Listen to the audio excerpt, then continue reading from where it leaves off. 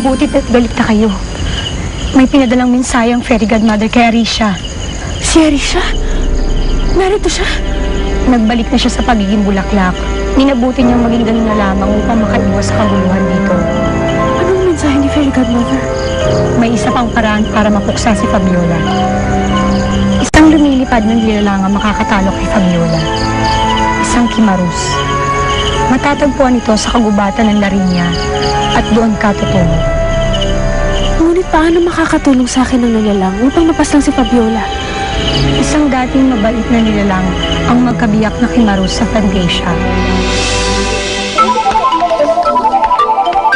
Kinagigiliwan sila ng mga bata sa kabila ng kanilang nakakatakot na anyo.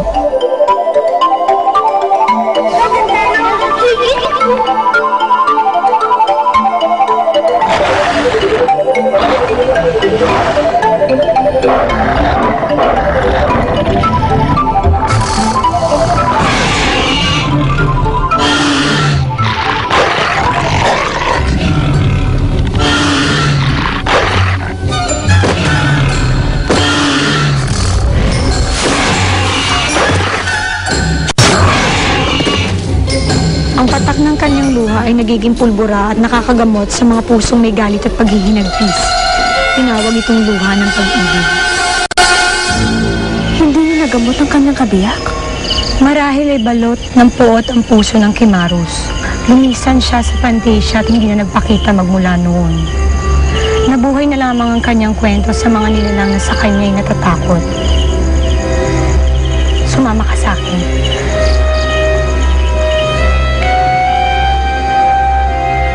Minor flu lang naman ang dumapo sa bata. Bumababa na po yung fever niya, kaya wala na po kayong kailangang ipagpaalala. Sige po, salamat, Dok. Salamat, Eric. Kung ikay hindi dumating, marahil ay kung ano nangyari kay Chik-Chik.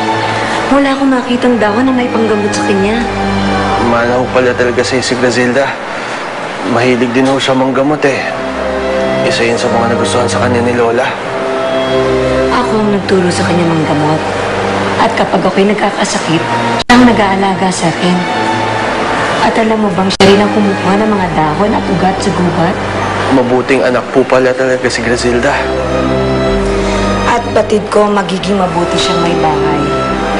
Sayang nga lamang at hindi siya naibigan ng kanyang napupusuan sa aming lugar. Ang kawawa kong anak. Napakaraming kabiguan ang pinagdaanan. Ni hindi ko man lamang naipadama sa kanya aking pagdamay bago kami nagkahiwalay. Pareho lang ho tayo, Aling Matilda.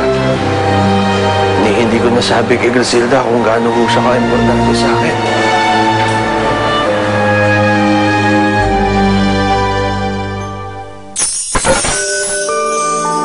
Nais ni Fairy Godmother na gamitin mo yan sa iyong paglalakbay.